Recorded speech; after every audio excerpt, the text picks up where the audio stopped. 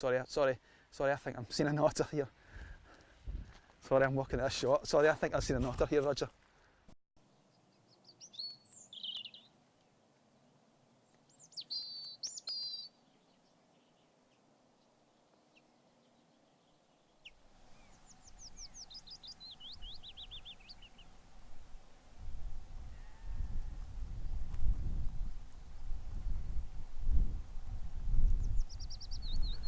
My name is Michael Boyd.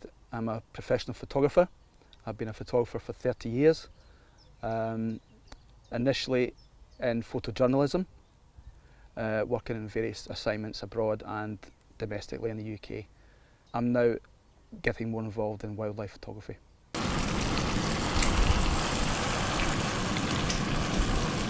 One of the main reasons for switching from photojournalism, press photography to wildlife is the pace. Press photography can be, I would say it's pretty much like Formula One. It's bam, bam, bam all the time. You're on the go all the time. Whereas with wildlife photography, you have to be patient. And I think with my press photography experience, it really has stood me in good stead for basically mastering that patience. Because sure, the moment you turn away, the moment you become a bit tired and lose that focus on it, it will happen.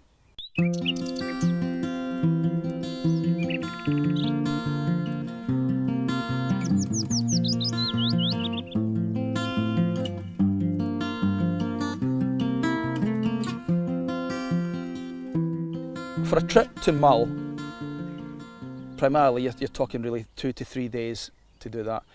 There's a lot of preparation involved. If you're coming to Mull, that's the thing I would say, is make sure you're well prepared for it. It is Scotland, you do get rain. Travelling from Edinburgh, for talking's sake, you know, it's a beautiful drive all the way up to Oban. There are many, many places that you can stop for landscapes or stags or whatever. There's many opportunities on the route from A to B before you even get on that ferry.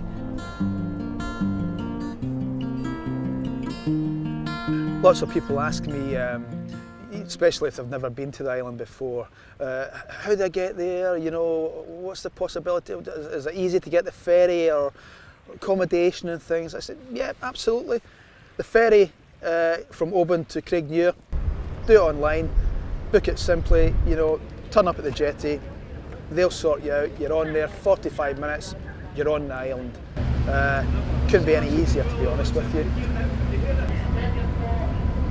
There's a campsite at Mull and it's called the Sheelings, and every single time I go to Mull, that's where I stay. It's fantastic. They actually have tents set up there. They're cheap, cheerful, easy to work with. Straight in at the end of your work photographing the otters, come back, you've got access to showers and stuff like that, and it's readily available.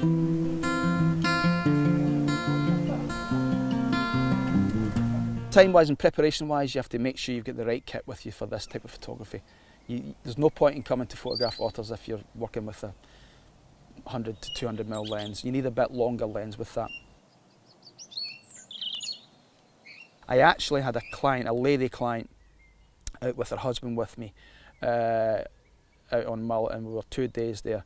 She got some fantastic images with I think it was a Sony bridge camera, and it was absolutely fantastic.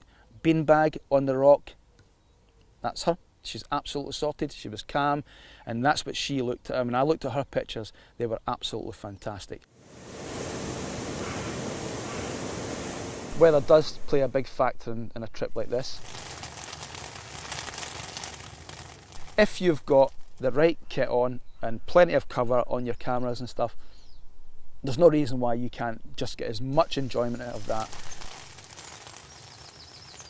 There's a great deal of expectation when you come to an island to photograph otters. They are very hard to find, even harder to get into position to get the picture that you're looking for. But when you get that first, contact with them, it's magical. There's absolutely no doubt about it.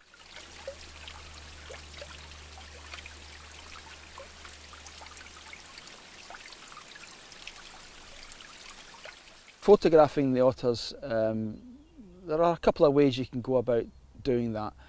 The main thing with any wildlife is that you have to know where they are, when they're going to be active, and obviously as well with otters, the closer you can get to them, and I mean that with their environment, so if the hole is fairly close to where you are, you know you're going to come into contact with them at some point. There are two main ways to do it. You can set up a hide on the shoreline. Pretty much there are hides there for you. You just have to crawl into them. And I've always said this, that when you're photographing wildlife, the best way to do it is to be there, but for that animal not to know that you're there, because then you're photographing it naturally.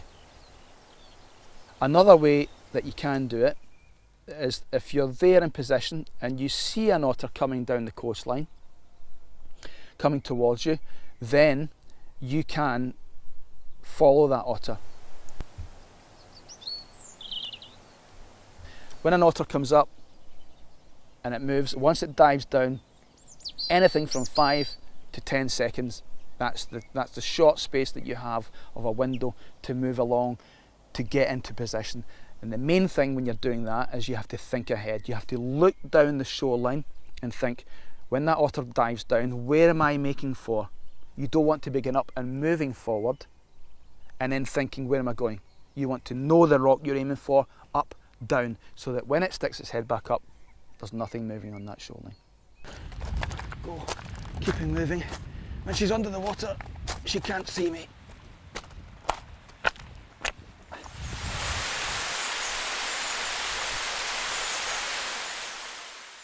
You know, people have varied reactions when they come and photograph otters.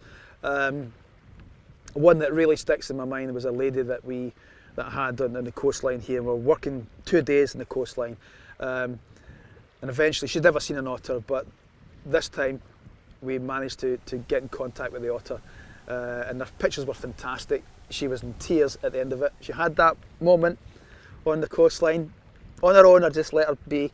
And she just had that tearful moment when she realised what had just happened.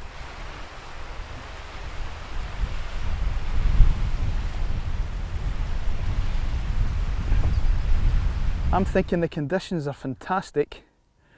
If there's an otter in the water, I'll see it moving.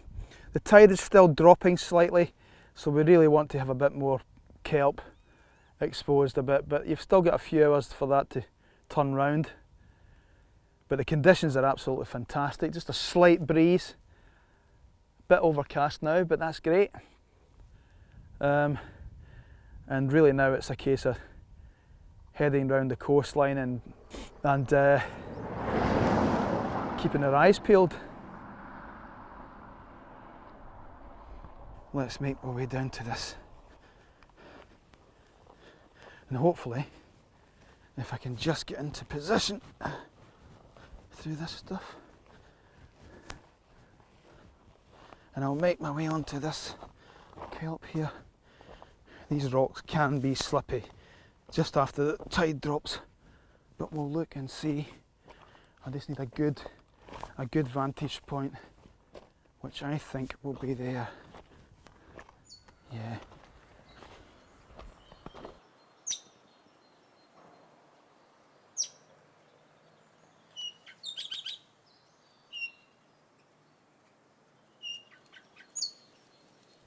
I've been here nearly 2 hours now.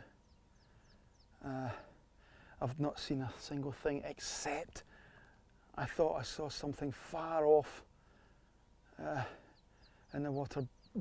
But in this part of the coastline, you can get bird life. It looks like a cormorant. It can look when it dives as if it's an otter, but I don't think that was an otter. I think I've seen an otter now. Yeah, that's definitely an otter. It's far off. It's far off, but it's coming this way. It's definitely coming this way.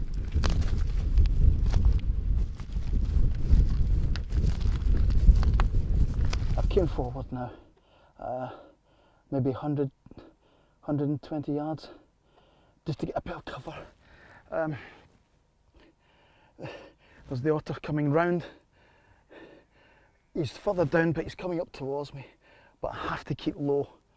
If this otter sees me, there's no way that I'll get a picture of this otter, but he doesn't know I'm here at the moment.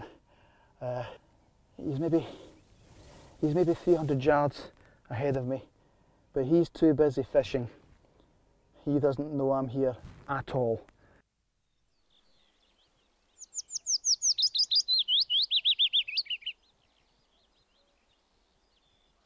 This morning was fantastic. Basically spending 2 to 3 hours looking for these otters on this shoreline. When she showed up in the water, trying to get concealed, hoping that she's going to come towards me and not turn around and go the other way. Making sure you're totally concealed and you're moving when she's under the water. Brilliant feeling.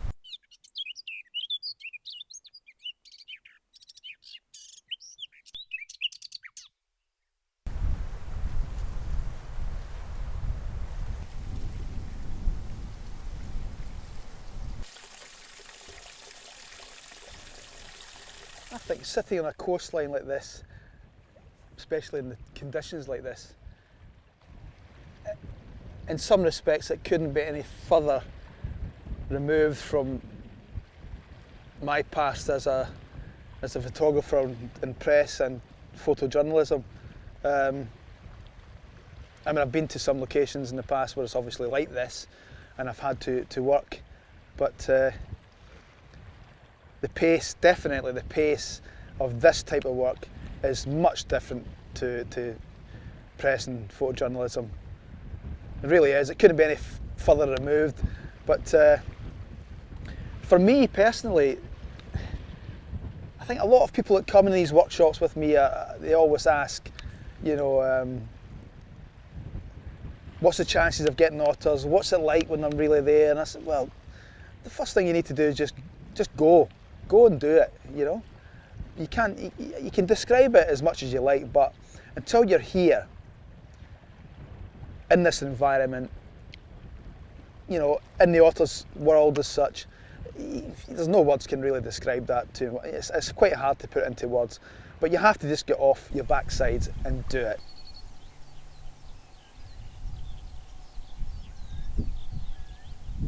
I can remember the time I was spent 5 days on the shoreline just round the corner on a very cold February, looking for these beautiful animals, and I saw them. They were off quite far out in the water, but I couldn't see anything close by. But as the days went on, there was nothing whatsoever. I was starting to lose the will to live, to be honest. I know it's wildlife photography, I understand that, but you know, as the days went on, it was difficult. But and then the third day, fourth day, there was nothing. I remember texting my good lady to say that I'm coming home, as I was throwing my rattle out the pram, and she said, no, give it one more day, which I decided to do, and I'm glad I did.